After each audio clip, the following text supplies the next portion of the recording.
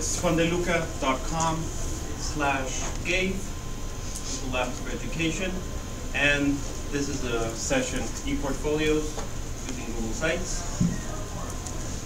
And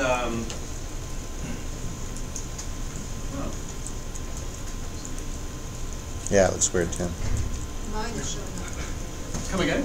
Mine is showing up. Yeah? No, it's probably loading. Yeah. It's still loading.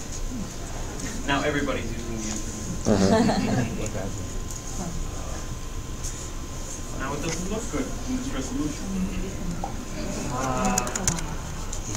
Well, I'm sure in your computers it'll look well. It just No, mine's the same, but just Really? go to full view. Mine looks fine. Yeah, it's just it'll depend on different computers. Yeah. Definitely. Anyways, I'm going to show you. We're going to start with a Google presentation, e-portfolios using Google Sites. I'm a Google Apps for Education certified trainer, a Google certified teacher, and an Apple Distinguished Educator from the American School Foundation in Mexico City. The date is wrong. They changed my session, I just realized. Okay. I'd like to start with what is this session about, so that I keep on track and that you more or less know, well, the general idea. First, the reasoning behind using e-portfolios, the importance in the classroom. The elements an e-portfolio should have. I'm going to show you a few examples of how they look and which ones are better than others, because they have certain elements that make them more unique, more personal, more meaningful. The types of projects where they can be used. Something is a very simple project, a unit, to the whole 12 years in school for a child. Types of friendly media for Google Sites, and some best practices. And we don't have time to do a how-to tutorial, but there are a bunch in YouTube. I also have a link and resources on creating Google Sites, and there's other platforms for creating e-portfolios. Whatever, for example, you can do in Google Sites, you can do in Wiki Spaces, for example. So, but as long as you get the general idea, I won't be talking about Wiki Spaces, but you can transfer there. So, an e-portfolio, and by the way, I've seen different spellings. I actually spelled it capital E dash portfolio, and then the organizers changed it to e-portfolio, just because I think it's the new fashion in technology to have a small letter and then the capital letter. So it's the collection of evidence. No, we're trying to get rid of this and make a permanent collection of evidence that can be used, and you can look back afterwards. It can include text, images, all kind of media. This is from Wikipedia, of course. So probably all of you have heard about electronic portfolios, but if not, that's the idea. And Google Sites, as you may or may not know, is part of the core Google Apps sort of products. At the top on the links it says Sites, and it can be used for creating sites, wikis, all sorts. I mean, it's very flexible. You can do whatever you want with it. It's easy to use. There's no HTML knowledge necessary. If you know HTML, that's a plus, because you can do some cool things. Or at least if you know how to copy paste HTML, like I saw yesterday, then you can make really cool things. And it could be used collaboratively or individually. It doesn't matter. You can decide certain projects to be individual, some collaborative. You can make a whole site just individual, and most of the examples are individual. But there are some times where you can have collaborative work. So this is the why. Why do them? So it's important to know. Okay, these are the tools, but why should I use them in the classroom? Because they can live forever. and forever is a bit ambiguous, I know, but the kids can take their work and transfer to a Gmail account whenever they graduate, can save their work, so it lasts forever. It promotes other kinds of evaluation that's not standardized. That teachers have other ways to evaluate students that can achieve in other ways that are not tests, that can show their work, their creativity. And it also works for self-evaluation, so that the students move along throughout the unit, the year, or the years. It really indicates their progress, so they can visually see how they're progressing. So the bigger, okay, I'm gonna close the tweet then. It's dangerous. I did. I think I'm glad I didn't see that. No, it's just I know, I'm kidding. I'm starting rumors. You're not helping. Now it doesn't want to show the screen.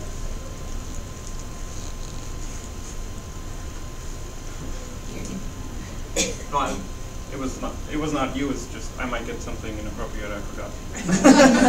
I always get inappropriate things.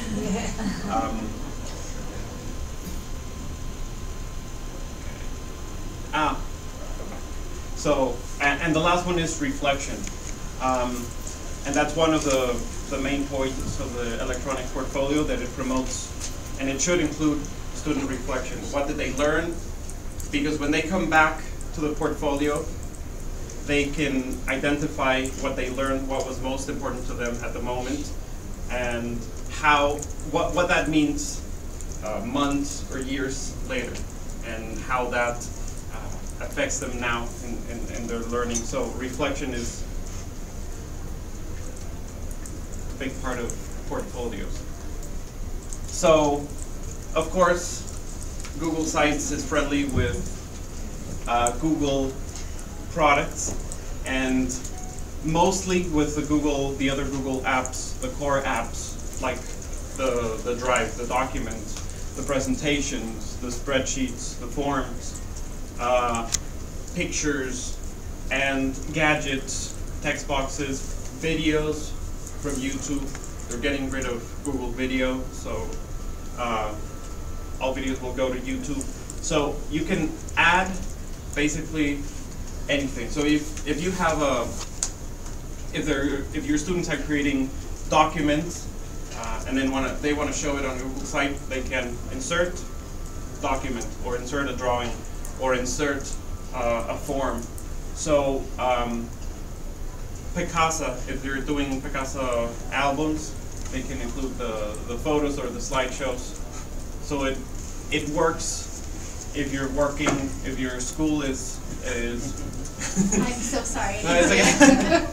If the school is Google Apps especially, you have that advantage that you're working in an environment where they can just insert and their work comes up. So, as I was telling you, there's different types of e-portfolios, as simple as a project, a single project. It could be a longer unit. I have some examples of year-long portfolios just for one subject area. Some that are multidisciplinary. Those are probably the best when teachers get together. I know it's sometimes hard, but those are really worth it. Some that are K-12 or K-8 or 9-12, and even in higher ed, some very, very interesting examples of e-portfolios. And since they're very flexible, they're very adaptable to what you need. So now, we'll see some examples. This is a K-8. No, wait, sorry. On the bottom, you'll see a link that says vote and submit ideas through the moderator back channel. So if I'm going to show some examples of e-portfolios, And as you start getting ideas on your device, you go to the moderator back channel and you submit an idea. So if I show something and you say, I can use this in my classroom this way, or in my school project this way, or even as a district, how can I have an e-portfolio and use it? Then submit an idea. People can see your ideas and vote for them. Who has used moderator before? This is sweet. I haven't, but I One. will. This Okay. is awesome. So let me show you really quickly how it works. So this is not a real idea. E-portfolios for I don't know. Teacher parent. Teacher. Okay, sure. Okay, so that's my idea. I submit, and it automatically gets a vote. Now you can now vote for my idea. You can yay or nay. So How do I get to yours?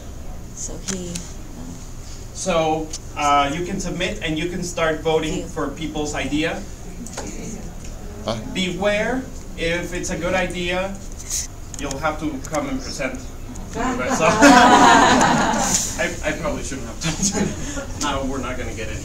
No, but submit ideas, vote while I'm showing some portfolios, and I'm going to get rid of this one. Remove. So I'm going to go to presentation view. Well, later on, as we have some ideas, I'll show you. So,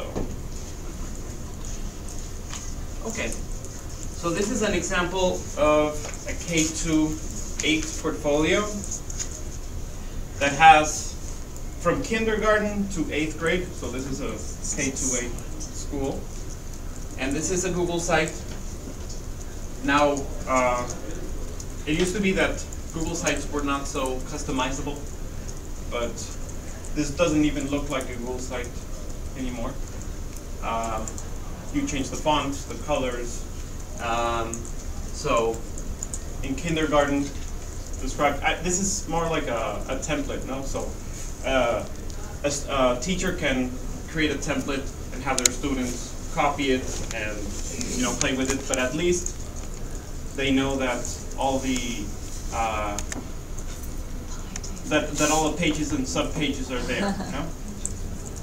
Okay, and it has student work, it has authentic work. So the idea of, I did this character. So the idea is that they see their progress throughout the years, they remember the kinds of projects they did. It also helps teachers visualize, okay, because sometimes we're not that good working together with other grade levels and planning and seeing that they did something very similar, then why do it again?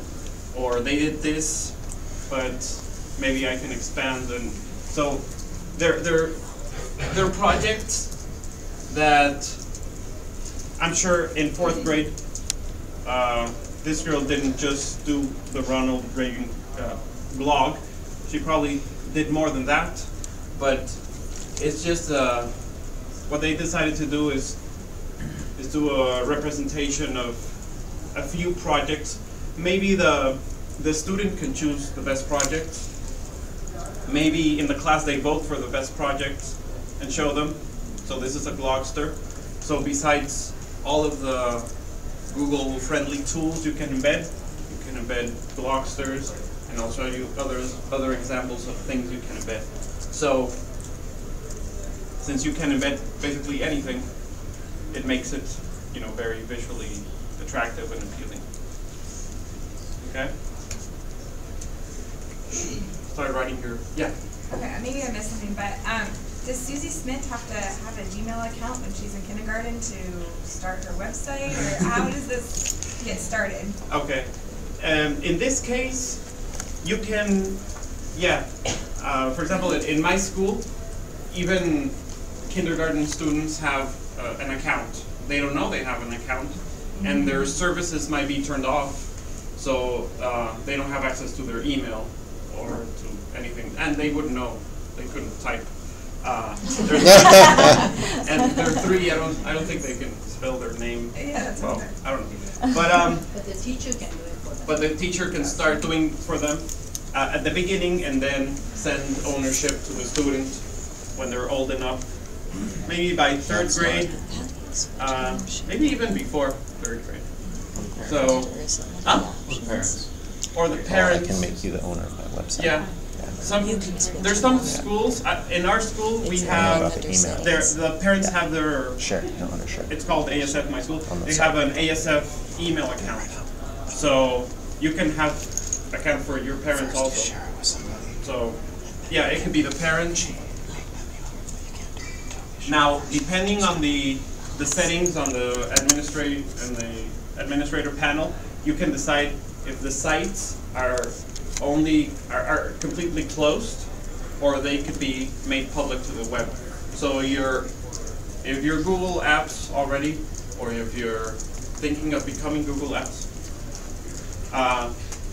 which I think you should, then your administrator can set that up. For example, in our case, the sites can be made public, but not the documents.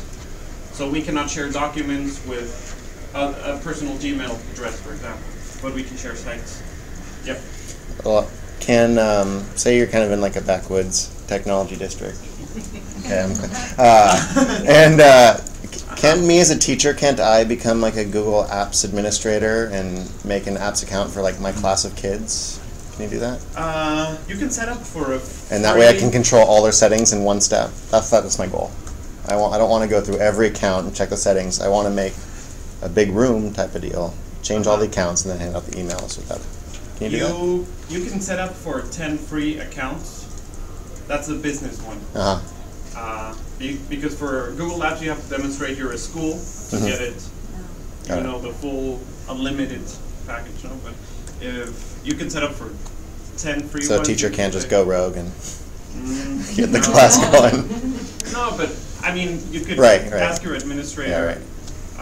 I mean, what I've seen usually is from services are sometimes just turned off completely before 3rd grade or 4th grade, and then they start turning them on, and they have sub-organizations, and it's easy to manage.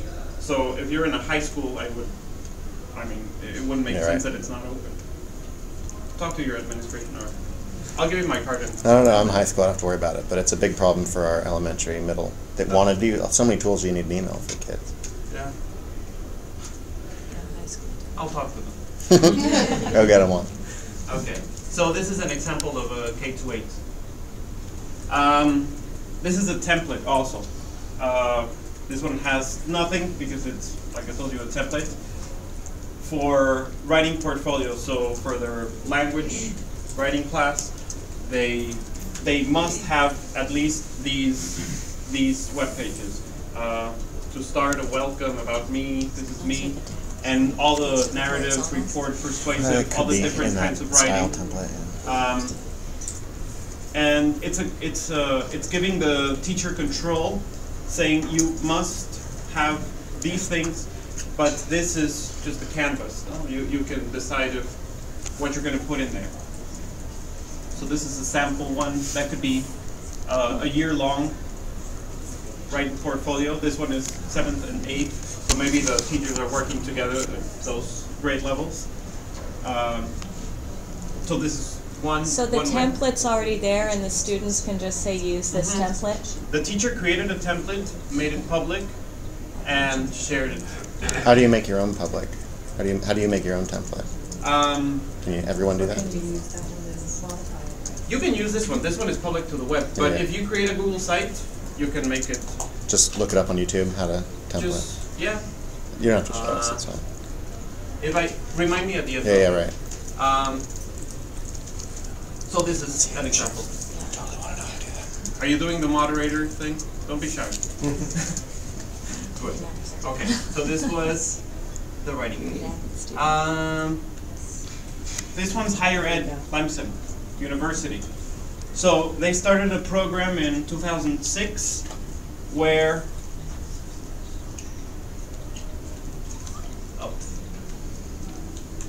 the portfolio, I know that's very small. That doesn't make it better. Okay. It's a graduation requirement for all students. So they have to create a portfolio, and I don't know if they use Google Sites or not. Some do. If you look at the gallery, some do. Yeah? And some use other ones. Ah, okay, so they're free to choose the portfolio. I mean, they're embedding a Google Calendar there, but so it doesn't matter what they're studying in math or natural sciences. For their undergraduate degree, they must create and submit a digital portfolio as evidence. So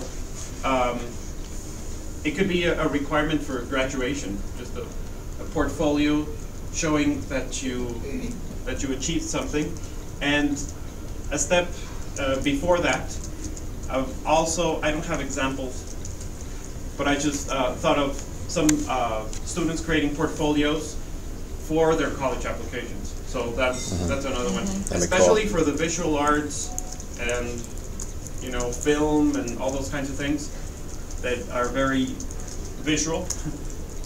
E-portfolios are the best way, because if you send a letter application and an essay and everything, that doesn't mean much.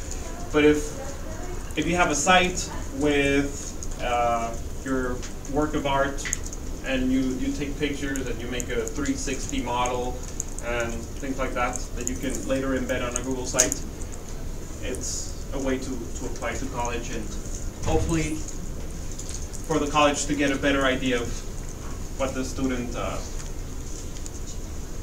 is capable of. And then, well, these are resources. I couldn't put some of my examples from my school, but because they're private. But oh, that's very yellow. Nice. Okay, doesn't look as bad in my screen. But for example, this one is about corn. Oh, or maize. So it's information about corn, and if I was a teacher, I would have made it public and get rid of this. So that's the reason they didn't make it public, because it's showing the student's face and name. They just forgot where she lives and how much her dad makes. So this was, they went to a camp and they went to the farm and they had to the fields and see how corn is planted and all the whole process, and it goes beyond that. So it's the different uses for the plant. In Mexico, we not only use it for eating, but for covering things with the leaves. Let me see. There's a reflection. Key. Okay, so the reflection is important. The process of making tortillas. So these are actual pictures that they took. So they went out and took these pictures. That's another element that ePortfolio should have. They should have the least amount or no pictures coming from outside. So it should be student pictures all the time, just because, I don't know, it makes it more real. They went and saw how tortillas are made. I have a question on that. Yeah. So in this example right here on this template, have they taken those pictures and emailed them to you and then they automatically went into that template, or did you? No, this wasn't a template. Right, so that's what I'm wondering.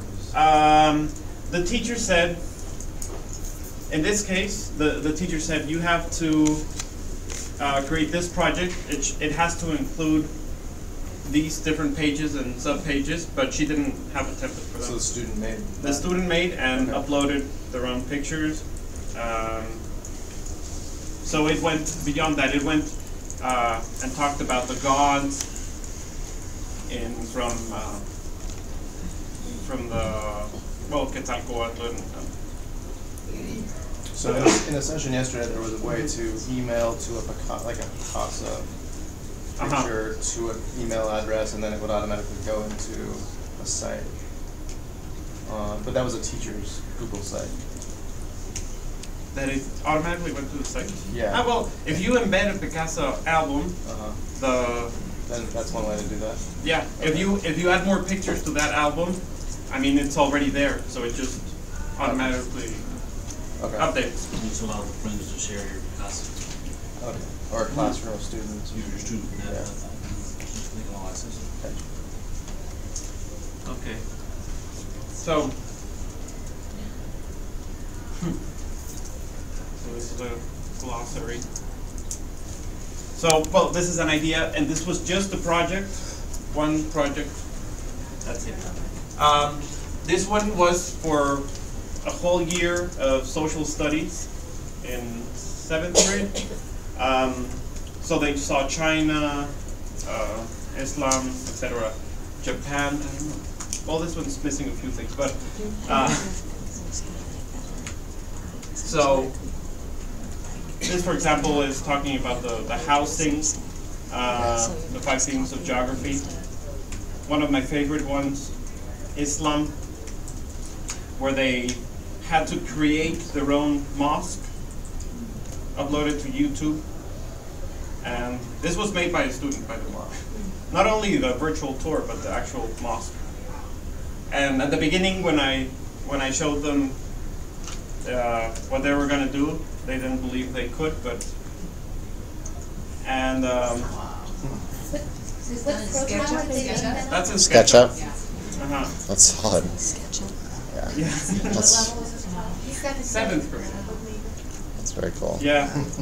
And well, this is a bit blurry, but they labeled everything and gave an example of, I don't even remember what this is, but they labeled every part of the mosque. So this was a really cool learning process. Do you grade them on this? Do you assess them? How do you assess? Well, rubrics. Yeah. Yeah. And at that time, I was a digital literacy coach, so I went around. It's a K-12 school, so teachers would say, I want to do this project, and I helped them. So she created the rubric, and I helped her with some of the techie parts of the rubric. But in terms of content, she said, well, this is what I'm looking for in the mosque virtual tour. So, and they had the chance to create a real mosque, to copy a real one, or to create one on their own, just as long as it had all the elements of the mosque. And they measured, and everything is real size.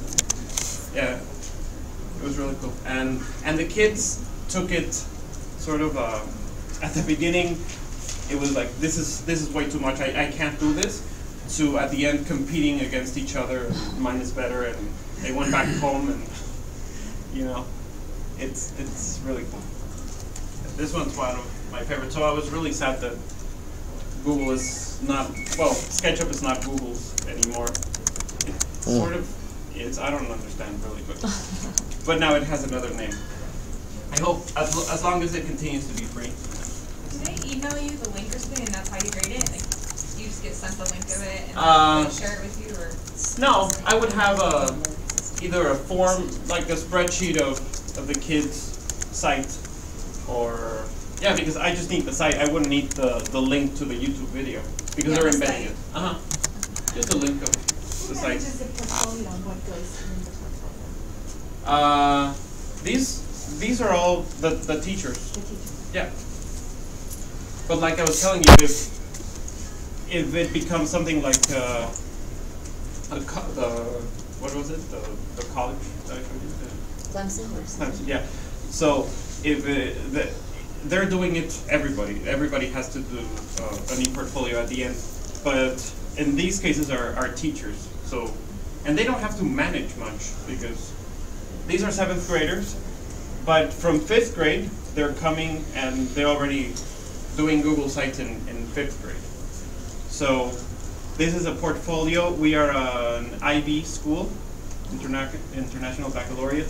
So this is their final PYP, primary years program, final project.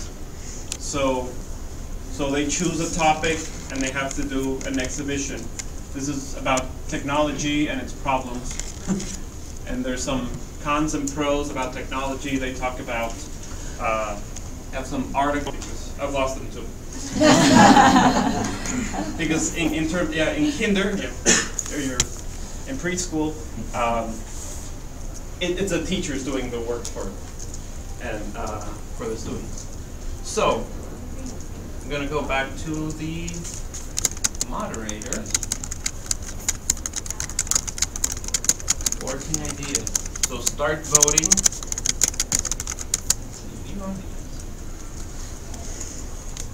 Is the moderator unlimited? Unlimited participants? Yes. And how long will it stay up? Until Science fair projects. That's until I decide. You'll go into in your moderator, you see all the moderations. Is this back channel going to be on your links? It is. It is. Yeah. Yeah, I see it. So. Oh, cool! It puts the best one at the top. That's sweet. All right. So I think we can start presenting. Lori. That's me. All right. Well, come on up. You're the next contestant. Yeah. Go right ahead. It's your idea. Oh, well, I mean, it's. I'm stealing it later, I but. pretty much just, I just thought that's would be a great way to use this. And all the ways you showed us are great too, but this maybe just is a little different. Different spin. Our school our students have to do 75 hours of community service before they graduate. And so, right now they submit the paper and so the community service guy that keeps track of it and on an Excel spreadsheet and Great. then, college asks if we're trying to do service hours, and we can just do a better way to show that Throughout high school? throughout high school. Okay. Yeah, no, that's a great way. So, sharing it and doing something for the community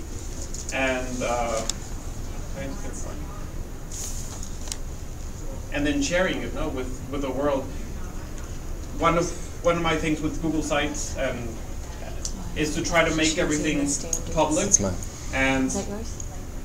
as long as your district is okay with it, I'm not sure. Similar to and mine, but your students don't put names or any personal That's information. And that's one thing I was wondering about. I'm having my teaching bio next year. I'm going to do. A lot of our They're going to build the students textbook. work in areas where you can't mention the client's name, like somebody from a soup kitchen or a homeless shelter.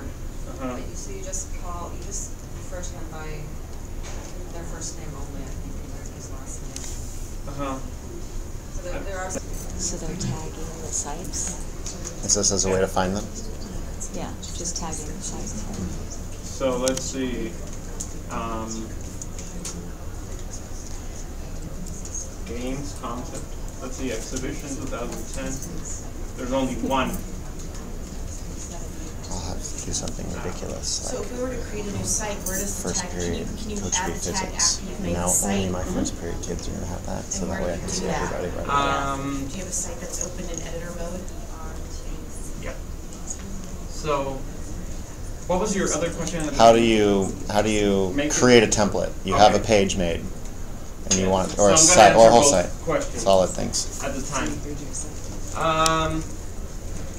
So this is answering your question. Under general site management, publish this site as a template. Oh, nice. Under general. Okay, I'll go to that. And then depending on your app's permissions, you'll be able to publish it just to your apps or public. And the categories. Empty. So the categories are the tags, The empty, I see. comma, I mean, you separated. set the page So you go up. edit sidebar, general, So it's a second under general, site categories. site You category. can have more than one, so It could be the period and then the subject, or however you want to manage it. Oh, So the tags. Site categories or the I don't have publish. I don't have the publish button. Do I need to change my settings, like You don't my have share settings? I have copy and delete. Then you're. I need to change my Your- share settings, right? But that's your school's. This no. Oh yeah, it might be under our apps account. It's not under my Yeah, I was Gmail. gonna It's say. under my school apps account. Oh, so you have to be in your Gmail. Got it. In your email or. Yeah, or yeah, if no. your school lets. That's fine. Can you So you would have to publish be the site as a on template? So her if you My- were school to one, my- it's students, not. we have you wanted Google them to set up Apps, their but site in then a certain only the way admin- as top a administrators using it. assignment. You Like in the create a district template office, and that way and all the he kids gave don't have to me reinvent the wheel as they're Exactly. thinking. Uh-huh. Okay. After I'd already made my Gmail one. Right, yeah, that's happening to me too. Yeah. But you would use your Okay. Gmail one, Yeah. right? And So- the template. Okay. You can submit it as a template. Because I have a school one that I just did SAT. So I think your Google Apps I have a administrator personal would one have too. to, if you can't see the button, then you need to ask them. I don't use the school one. For because they the, never let me For do the it. apps, for you to create templates. Okay. We were But if supposed you're to go Google- Google. Yeah, use your own Gmail. Word? Now our new guy is. Okay. do all his students. Let's see, That's good. one